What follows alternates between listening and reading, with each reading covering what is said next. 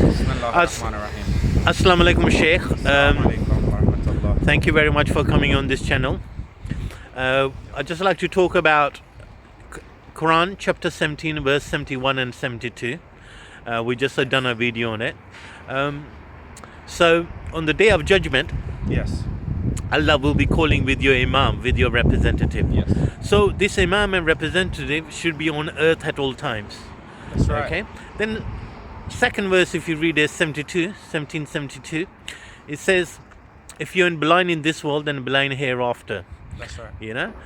So could you just explain in more details why is it important we chose the right leader or right Imam, and who is our right leader and right Imam at the moment? Yes, absolutely. Like I mentioned before, every prophet said this. These verses of the Quran were revealed to all the prophets previous, and they mentioned the same stuff. And every person from every religion knows the same thing, that on the day of judgment you will be raised with those who you followed, those leaders. The prophets previous have all come and gone, so you cannot follow them. Every prophet had 12 successors, which their names are hidden from the public and kept secret by Allah, so we don't forget the final messenger who will come with the 12 leaders for all mankind, for them to follow them only. There is no other religion and sect in the history of the world and at any time or place that they have the names of their 12 successors of their prophet, because we know from the holy books and from the teachings of the prophet and the imams that there are 12 gates to the city of knowledge. There are 12 gates to Jannah. There are 12 gates which in order for us to get to know our prophet, peace be upon him and his family, we have to go through these 12 gates, and one gate has to be open at all times. So when one gate shuts, when one Imam passes, another will take his place. There is no other person that can open or shut these gates. There are no other person that can bury and do purification ritual to the passing Imam, because if they do touch the body of the person that is the Imam, they will go blind. So there are no other people who are able to have the ability to bury an Imam or for example to open or shut a gate. So an Imam has to bury an Imam, which upon the passing of the Imam, the next Imam takes the Imamat, and his door will open and he will teach. Okay, you know when 11th Imam passed away, Yes. his name was Hassan. Yes, Hassan Askari. Yeah, he passed away, and the 12th Imam was hidden. Yes. He was 5 years old, and I believe when he passed away, the 11th Imam was poisoned by one of the Muslims. Yes. You know, all the Muslim killed all those 12, 11 Yes. Imams. Yes, Muslim yes, killed yes, them, no yes, yes. disbelievers, Muslims. Absolutely. Absolutely. So, The same as the Prophet. Muslims killed him. Same as the Imams, the Muslims killed them. yeah. So, when 11th Imam passed away, at his funeral, I believe there was another cousin of Imam came to do the funeral. Then this young Imam came. He said only Imam can do his funeral. Yes. Yeah. The story of the 12th Imam is the most magnificent, it's the most beautiful. Same as the Prophet and all the Imams, their birth and their lives are the most amazing things that you could think about and you could know about. The coming together of Imam Hassan Askari and the Queen of Rome is a wondrous thing itself, because the mother of Imam Mahdi Jalallah Ta'ala Farajahu Sharif, she was a princess of Rome, and her story, which she gives herself, is magnificent, and the amount of miracles that take place in her story of her coming to our 11th Imam, is magnificent. And she went through a lot. We could start just in a short version. I could tell you that she was told that she was going to be married to another royal family from a different land for same reasons that we all know, for to share power and all sorts of things. So she was told that she's going to marry a prince from another land. And at her wedding, what happened, an earthquake took place, and the prince was killed. Stones fell on him, and he died. And they quickly got the next prince, and they said she needs to be married to one of these princes. They're brothers, so they got the next prince ready to the first prince's brother to be married to her. And again, earthquake came, and he was killed as well. And the priests, they saw this as a sign to say that there's something wrong with the princes, not the princess, the princes.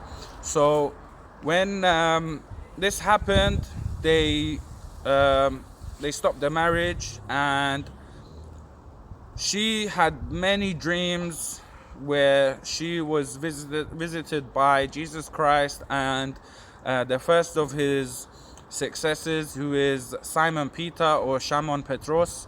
And they spoke to her. Also, in other dreams, the final messenger and his daughter came, Nasar al-Alamin, the lady of heaven. She came to her dreams and told her about certain stuff, and she fell in love with the person that she was destined to be married to. So she became so madly in love with this person that she's never met, and she was so madly in love, and she became kind of ill. She stopped eating. People didn't know what's wrong with her. They got all the doctors from different lands, from everywhere they could, from their land, from everywhere, to try to see what's wrong with her, and they couldn't figure out what was wrong with her. But she knew anyway. So when they asked her, is there anything, before she was about to die, they asked her, is there anything we could do for you? Because they thought she was going to die. They said, is there anything we could do for you? She said, release the Muslim prisoners that we have. Therefore, her father said, okay, we'll do our best. And they started treating the Muslim prisoners in their land, giving them food and treating them nicer, because that was her request. And she kept having dreams about so many signs and stuff, and she figured that she was told actually in the dream that you're gonna have to, if I'm not mistaken, she was either told or she figured out that the only way for her, I think she was told definitely, that in order for you to meet Imam Hassan Askari, you're gonna have to leave your town, and for you to do that, you're gonna have to portray yourself as a slave. So she left the palace, and she portrayed herself as a slave girl. She was taken into slavery. She was boarded up on a ship and taken to a different land. And Imam Hassan Askari, one day, he told one of his followers to come to visit him. So when this person came to see him, he said, I have a message for you, and I want you to deliver this message to where I tell you. So the person said, of course, master, I will. And took the message, and he told him to go to the port and await a ship to arrive with slaves and purchase a specific slave. So when he went to this place and he saw the ship arrive, he looked for the specific person and found her, and he was told to just deliver this letter to her. So when the letter was delivered to her, She opened the letter, she read it, and instantly she accepted. She said, I accept, and you need to take me with you. Already the Imam had already given money to his follower to purchase the right amount of money to purchase this slave, and he paid for her and took her with him, and she met Imam Hassan Askari, and yeah, she knew that the letters from him because she received dreams. So we can all go specifically into her life story, which she's written down, and find exactly from her own words what she experienced, what she witnessed, and the dreams of those holy people, Jesus Christ and his followers, and the Prophet, peace be upon him, his daughter, and the Imam and the Imams. So the story is magnificent, and yeah, that begins the story of Imam Mahdi. His story is beautiful. That is his mother and his father, but at the same time, the story goes on with the same signs that happened to previous prophets, where Allah is trying to hide and conceal the pregnancy. She carried no signs of pregnancy.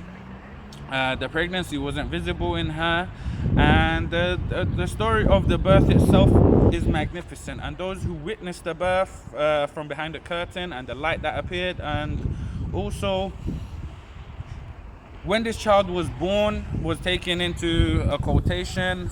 He was before he was taken into a quotation by Allah, which we have the proof in previous holy books, the Torah and stuff. So this child, until the age of 5, was kept hidden. The Prophet, the Imams, they had the power of teleportation, so they teleported and gave this child to his grandmother to hold and to raise until the right time. And the story of Imam Hassan Askari passing away is beautiful itself. I hope you look into it. And so he's the Imam of the time now. So Yes. on the day of judgment, he will be our representative. Absolutely. For those who follow the Imamat and follow Imam Mahdi and get to know him, he is present, he is alive, he is being taken by Allah, so we cannot see him. He is hidden. He will come back with the iron stick, and he will unite the people of the world. He will get rid of all injustice. He will Okay, what about Yeah. 80% of the Sunnis? They don't really have Imam. They probably go with the normal imams in the mosque. And those people like I are said, the word imam some is imams going to specific. take you to Yeah, hell. Absolutely. Like I said, if you are blind in this world, you'll be blind in the hereafter. So you will not be able to recognize your imam, which according to your actions, because your deeds will be passed, if you're a good person, to your right hand. If you're not, to your left hand, and you will be judged by Allah into what sins you committed in order for you not to become a follower. So there's something that they have done. It's what they've done that has made them be blind in this world. So it's either you see these 12 bad imams that I mentioned previously, they did all the sins you can imagine. They committed they were the first of their kind to commit certain sins. So they became the leader of those people who commit these sins after them. So if these the people did not commit these sins, most people, they would not have committed so many sins. So, for example, murder, theft, lying, power greedy, bigotries, all sorts of sins that you can think of. The 12 bad imams, they committed. So because they are the leader and they're the first people who was influenced by the devil to commit these sins, the rest of the people who commit these sins, they'll be raised with these people. These people will be responsible for their sins, but also they will be taken to hell with those people and suffer the same consequences as those people. So you don't want to, what we know is that you don't want to commit sins, because you'll be following in the footsteps of the bad 12 imams. So you'll be taken into darkness, you'll be blind, and you'll be judged and taken to a specific place in hell for you to suffer the consequences of your actions.